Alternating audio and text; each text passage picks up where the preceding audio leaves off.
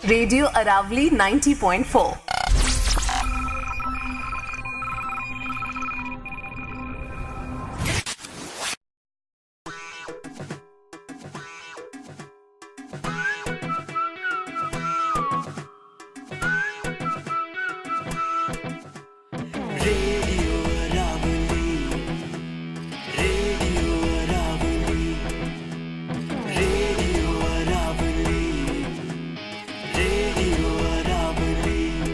Aravalli 90.4 FM। Aravalli बजेगा, मौसम बनेगा। आप सुन रहे हैं रेडियो अरावली 90.4 मेगाहर्ट्ज पर मीडिया एंड इंफॉर्मेशन लिटरेसी द्वारा तैयार कार्यक्रम अदृश्य, अंतरिक्ष में खोज लोकतंत्र की। आप सुन रहे हैं कार्यक्रम अदृश्य, अंतरिक्ष में खोज लोकतंत्र की। आज एपिसोड 9। ये एक काल्पनिक कहानी है जो अंतरिक्ष में घटित है। इस कहानी के सभी पात्र काल्पनिक हैं। पिछले एपिसोड में लोकेश से निराश होकर माज़लूम जिपर के झांसे में आ गई और ओपन 43 के आधे लूम्स को लेकर ऑर्डर 1 चली गई। जिपर ने अपना वादा तोड़ उसे बंदी बना लिया।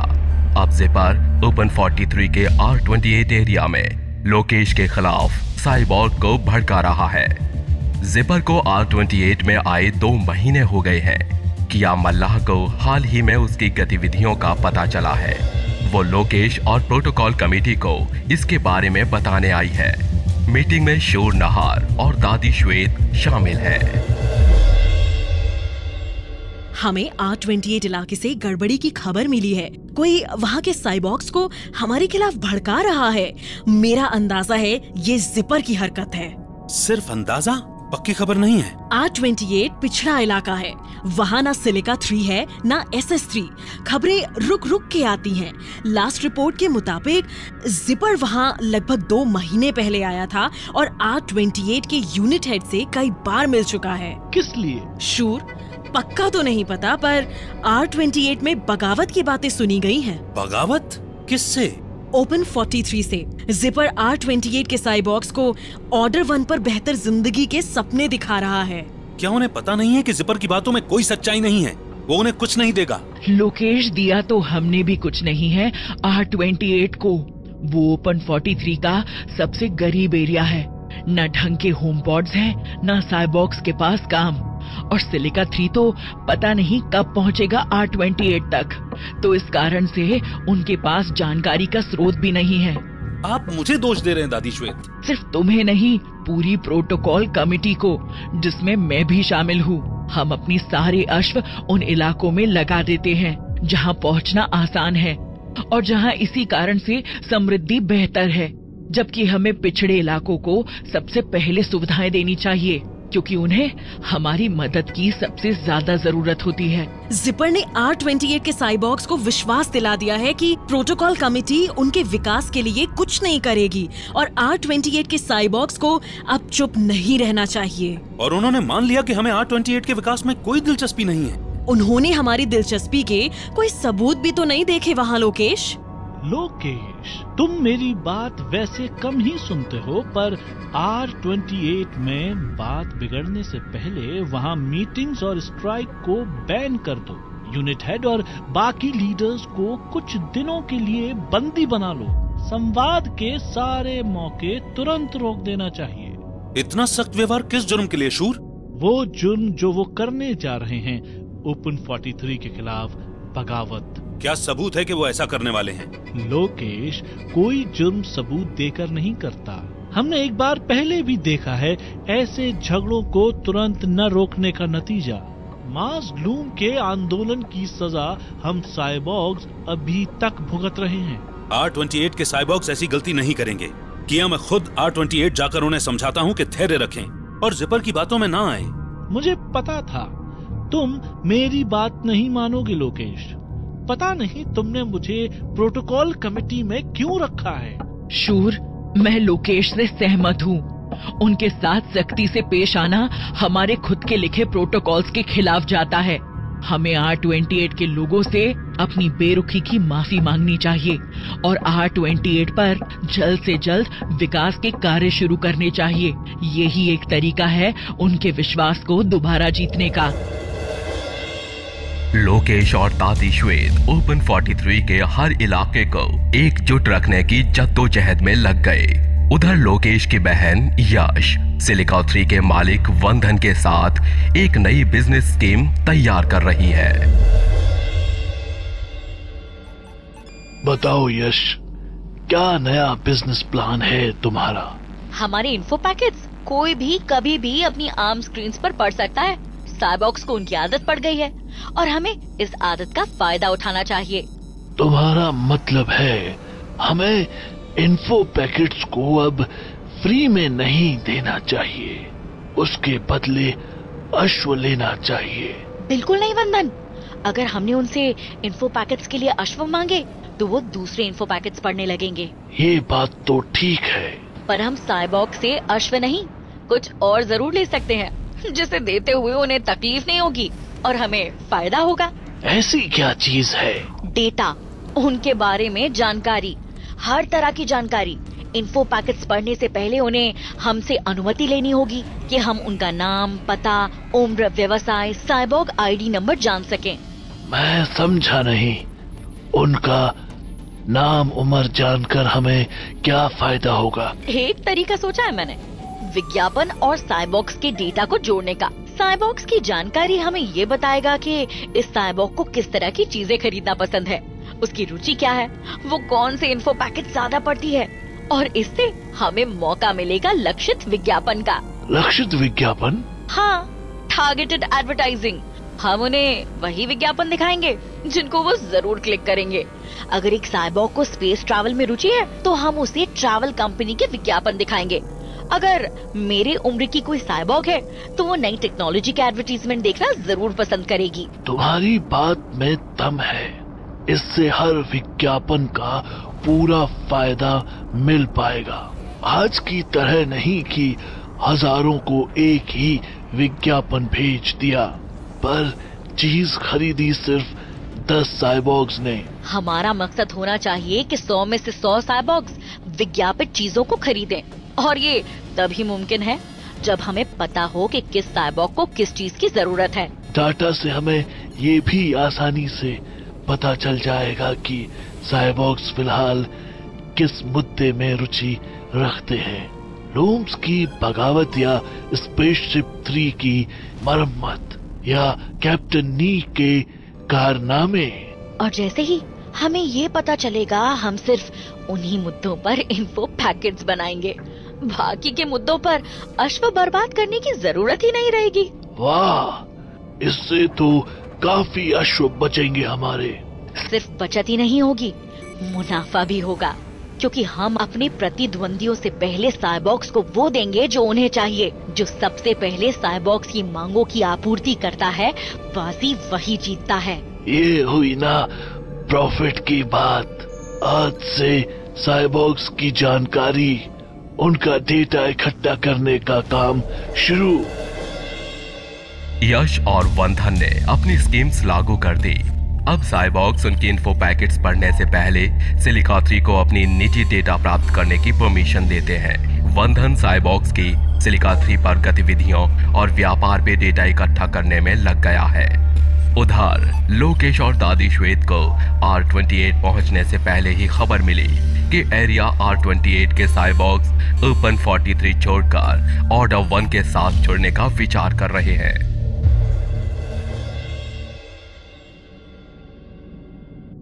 बात यहाँ तक पहुँच गई। ये होता है नतीजा किसी इलाके के साथ सौतेला व्यवहार करने का। दादी श्वेत, आप हर बार मुझे क्यों दोष दे रहे हैं? क्योंकि तुम प्रोटोकॉल चीफ हो। अगर तुमने R28 के विकास पर ध्यान दिया होता तो ये नौबत नहीं आती। दादी श्वेत, अभी तक R28 के साइबॉग्स ने निर्णय नहीं लिया है। मैं R28 जाकर वहाँ के यूनिट हेड से बात करती हूँ। क्या तुम्हें खतरा है वहाँ? है, पर मैं ओपन 43 की इंटेलिजेंस हेड हूँ और खतरों से निपटना मेरा काम है। संभाल के जाना किया, किसी तरह R28 को रोक लो, नहीं तो ओपन 43 और कमजोर हो जाएगा। किया मल्ला R28 गईं और वहां के यूनिट हेड से मीटिंग की। मीटिंग में यूनिट हेड ने बताया कि R28 के साइबॉक्स ने ओपन 43 छोड़कर ऑर्डर 1 ज्वाइन करने का फैसला ले लिया है। ये खबर किया मल्लाह ने प्रोटोकॉल कमेटी को सुनाई। ये बहुत बुरा हुआ। ये ओपन 43 के भविष्य के लिए अच्छा नहीं है। उन्होंने क्या कारण दिया ओपन 43 से नाराजगी का? उनकी मांगे बुनियादी जरूरतों की ही थी लोकेश। वहाँ कोई चार्जिंग स्टेशन नहीं लगे हैं। उनका कोई भी साइबॉर्ग प्रोटोकॉल कमेटी का सदस्य नहीं बनाया गया। उनसे कभी पूछा भी नहीं गया कि उनकी विशेष जरूरत क्या है। बार बार मांग करने के बावजूद वहाँ न सिलिका पाइप्स न SS3 पहुँचा। ऐसे में तो उन्हें जरूर लगा होगा कि प्रोटोकॉल कमेटी उनकी ना इज्जत करती है और ना ही कद्र। उनका ये निर्णय लेना अब कुछ समझ आ रहा है। पहले लूम्स और अब R28 लोकेश, तुम्हारा लोकतांत्रिक परीक्षण कैप्टन नी फेल कर रहा है और तुम उसे रोक नहीं पा रहे हो। शायद हमें नया प्रोटोकॉल चीफ चुन लेना चाहिए दादी श्वेत। शूर नहार, ये वक्त अपने चीफ के साथ मिलकर समस्या का हल करने का है। मेरा चीफ मेरी एक बात नहीं मानता दादी श्वेत, और आपको गलती हमेशा मुझ में ही नजर आती है।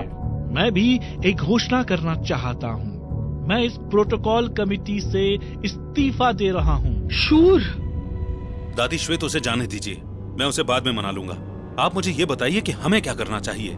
कैप्टन निरंकुश सारी हदें पार कर चुका है। क्या अभी भी आप ऑर्डर 1 के साथ शांति बनाए रखने की राय देंगी? मैं एक आखिरी बार ऑर्डर 1 जाकर कैप्टन नी को समझाने की कोशिश करना चाहती हूँ। अगर वो नहीं समझा तो तुम्हारे मन में जो आए वो करना। दादी श्वेत ऑर्डर 1 के लिए रवाना हो गई। ओपन 43 पर यश और वंदन का डेटा कलेक्शन यानी साइबॉक्स के निजी जानकारी इकट्ठा करने और उससे बनाई गई लक्षित विज्ञापन वाली स्कीम इतनी कामयाब हुई कि अन्य व्यापारी भी इसका फायदा उठाने के लिए उतावले हो गए। काफी व्यापारी मुझसे साइबॉक्स का डेटा खरीदना चाहते हैं। लक्षित विज्ञापन का फायदा उठाने के लिए बहुत उत्सुक हैं। क्या ख्याल है तुम्हारा यश? मुझे साइबॉक्स की निजी जानकारी बेचनी चाहिए दूसरों को? क्यों नहीं, पर क्योंकि सिर्फ हमारे पास ये डेटा है, हम इसके लिए जितना चाहे मांग सकते हैं। जितना मुनाफा हमें साइबॉक्स के डेटा बेचकर होगा, उतना और किसी चीज से नहीं हुआ होगा। मुनाफा तो इन व्यापारियों का भी खूब होगा। वैसे यश, डेटा से एक और रुझान मिला है। पता चला है कि ओपन 43 के साइबॉक्स लूम्स की कमी को लेकर लोकेश से बहुत नाराज हैं। ये जानकारी मिलते ही हमने लोकेश की निंदा वाले इन्फो पैकेट्स की संख्या बढ़ा दी है। साइबॉक्स उन्हें पढ़ भी रहे हैं और चर्चा भी खूब हो रही है। यश, लोकेश तुम्हारा भाई है। तुम्हें टेंशन नहीं होती कि इस निंदा से उसकी प्रोटोकॉल चीफ का पद खतरे में आ जाएगा? साइबॉक्स आज लोकेश से नाखुश है, कल किसी और बात पर नाराज होंगे। हमारा बस काम है उनकी बदलती नाराजगियों और बदलते शौक पर नजर रखना, जो हम उनके पाए हुए डेटा के जरिए रखते हैं। फिर बस रहता है उस डेटा से अश्व कमाना। आगे जाकर हमारे इन्फो पैकेट्स का किस पर क्या असर होता है, इससे हमें क्या ही लेना देना। तो क्या अब हम R28 के ऑर्डर 1 से मिल जाने पर सनसनी खबर भी बनाएंगे? बिल्कुल, मैं ऐसे इन्फो पैकेट्स तैयार करूंगी कि साइबॉक्स का ध्यान इस मुद्दे से हट ही नहीं पाएगा। इस विषय पर होगा खूब शोर शराबा। साइबॉक्स एक सेकंड के लिए भी हमारे इन्फो पैकेट से नजर नहीं हटाएंगे। बस एक बात है वंदन, मेरी तनख्वाह बढ़ाने का समय आ गया है। क्यों नहीं? तुम्हारे जैसे बिजनेस पार्टनर को नहीं दूंगा अश्व तो और किसे दूंगा? रेडियो अरावली 90.4। आप सुन रहे हैं रेडियो अरावली 90.4 मेगाहर्ट्ज पर मीडिया एंड इंफॉर्मेशन लिटरेसी द्वारा तैयार कार्यक्रम अदृश्य, अंतरिक्ष में खोज लोकतंत्र की। रेडियो अरावली 90.4। दोस्तों, अभी आपने सुना अदृश्य अंतरिक्ष में खोज लोकतंत्र का 9वां एपिसोड। मैं हूँ रूपाल, मेरे साथ हैं मोनिका और हमारे दोस्त रोबोटेन। ये क्या हो रहा है ओपन 43 पर दोस्तों? पहले लूम्स, अब एरिया R28 सब ओपन 43 से नाराज क्यों हैं? ओहो रोबो, सब नहीं, सिर्फ ऐसे साइबॉर्ग्स जिनकी ओपन 43 पर सुनवाई नहीं होती। उनकी नाराजगी का कारण है ओपन 43 के दूसरे एरियाज से पिछड़ जाना, और ये इसलिए हुआ क्योंकि R28 तक संचार के साधन यानी IPDS और SS3 नहीं पहुंच पाए और वहां विकास की गति धीमी पड़ गई। हाँ, अब जैसे अगर किसी इलाके में टेलीफोन टावर या इंटरनेट नहीं होता तो लोगों को काफी दिक्कतें आती हैं। संचार के महत्व को समझते हुए ही तो डिजिटल इंडिया स्कीम बनाई गई, जिसमें प्रावधान है कॉमन सर्विस सेंटर का। इसके तहत हर गांववासी अपने ही गांव में बैंक अकाउंट, आधार कार्ड, पैन कार्ड, पासपोर्ट इत्यादि इंटरनेट पर बनाने में मदद की जाएगी। कई गांवों में ये स्कीम लागू हो चुकी है। जहां नहीं है वहां लोग अभी भी इन बुनियादी सेवाओं से वंचित हैं और बाकी के इलाकों में पिछड़ते जा रहे हैं। ओपन 43 में लोकेश की मुसीबतें तो बढ़ती जा रही हैं। रोबो, तुमने नोट किया ऑर्डर 43 पर एक और चिंताजनक चीज हो रही है। कौन सी चीज? यश और वनधन का डाटा इकट्ठा करने की स्कीम। मैं पूछने ही वाला था मोनिका, ये डाटा लक्षित विज्ञापन है क्या चीज? डाटा यानी हमारी निजी जानकारी, नाम, माता पिता का नाम, गांव का नाम और हमारा लिंग। यानी वो जानकारी जो हमारे जन्म पत्र पर होती है उसे डाटा कहते हैं। हाँ, पर निजी डाटा में और भी बहुत कुछ शामिल होता है रोबो, जैसे हमारी उम्र, स्कूल और कॉलेज की जानकारी, ration card, Aadhaar card, voter ID card, driving licence, bank account number, ये सब भी हमारी निजी जानकारी का हिस्सा है। ये तरह तरह का डेटा है जो हमारी नागरिकता या हमारी पहचान देता है। ये हमारे अलग अलग संस्थानों से, जैसे कि पंचायत, स्कूल, कॉलेज, ऑफिस, चुनाव क्षेत्र वगैरह से जुड़े होने का सबूत भी है।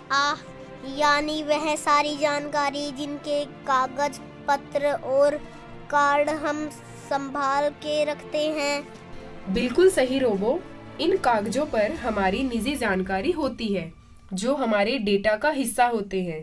पर मोबाइल फोन के आने के बाद और कई तरीकों के डाटा बनने लगे हैं जो हमारी निजी जानकारी का हिस्सा है। तुम्हारा इशारा उस जानकारी की तरफ है मोनिका, जैसी जानकारी यश और वंदन इकट्ठा कर रहे हैं सिलिका 3 पर। सही समझे रूपाल, जैसे साइबॉर्ग सिलिका 3 पर चीजें पढ़ते हैं, हम भी इंटरनेट पर न्यूज़ पढ़ते हैं, यूट्यूब पर वीडियो देखते हैं, चीजें खरीदते हैं। हम इंटरनेट पर कौन कौन सी वेबसाइट पर जाकर क्या क्या करते हैं, ये भी जानकारी निजी जानकारी का ही हिस्सा है। इस प्रकार की निजी जानकारी का डाटा इकट्ठा करने वालों को हमारी आदतों, इच्छाओं, व्यवहारों और ज़रूरतों का पता चलता है। जब आपका डाटा व्यापारियों के हाथ लगता है तो वो आपको ललचाते हैं, उन चीज़ों के विज्ञापन बार बार दिखाकर जो आपकी रुचियों से मेल खाती है या आपकी ज़रूरतों को पूरा कर सकती है। हाँ, अब मेरा ही उदाहरण ले लो। पिछले हफ्ते मैंने गूगल पर मुंबई की टिकट के पैसे देख रहा था। बस बार बार मेरे मोबाइल पर मुंबई के होटलों के विज्ञापन आने लगे। बिल्कुल, मेरे साथ भी कई बार ऐसा ही होता है। मैंने अमेज़न पर जूते खरीदे तो अगले 7 दिन तक मुझे जूतों के विज्ञापन ही मिलते रहे। ये सब इसलिए हुआ क्योंकि कोई आपका डाटा इकट्ठा कर रहा था। हाँ, डाटा इकट्ठा किया और व्यापारियों और कंपनियों को बेच दिया ताकि वो आपको लक्षित विज्ञापन भेज सके। आजकल तो एक और तरीके से हमारा निजी डाटा इकट्ठा किया जाता है, फ़ोन ऐप्स के द्वारा। किसी भी ऐप का इस्तेमाल करने से पहले आपसे आपकी कॉन्टैक्ट लिस्ट, फ़ोटो एल्बम इत्यादि खोलने और उसे इस्तेमाल करने की परमिशन मांगी जाती है।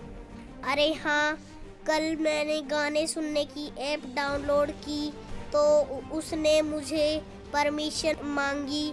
मैंने सब जानकारी की, फ़ोन नंबर इस्तेमाल करने की। मैंने जब परमिशन नहीं दी तो ऐप चला ही नहीं। मेरे साथ भी अक्सर यही होता था। मैंने परमिशन दी, मेरे फोन पर विज्ञापनों की बाढ़ आ गई।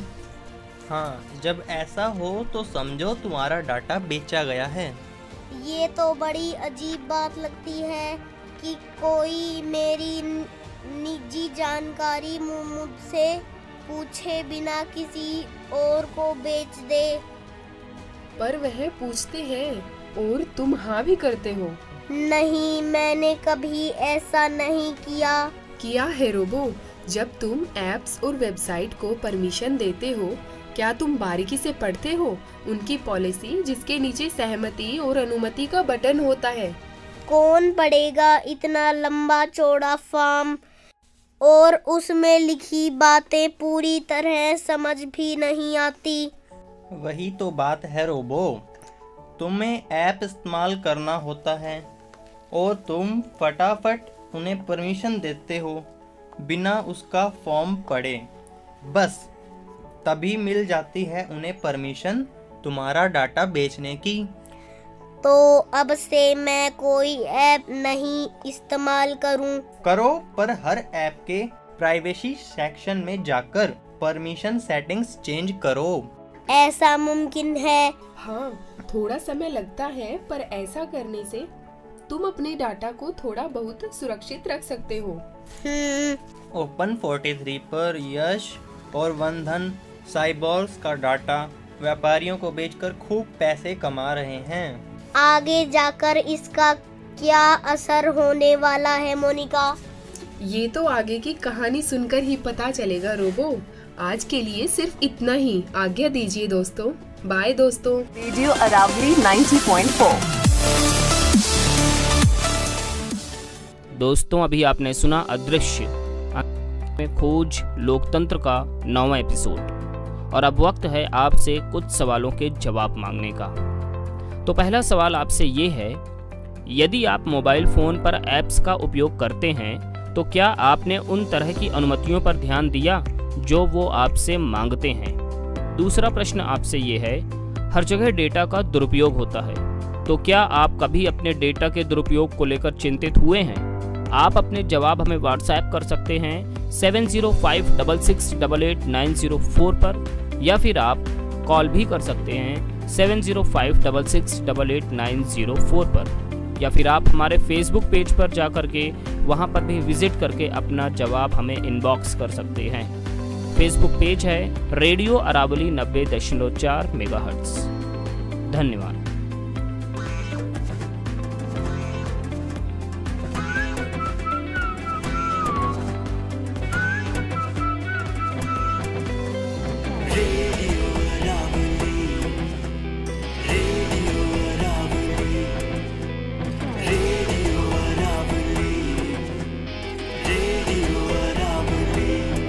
अरावली 90.4 FM। अरावली बजेगा, मौसम बनेगा।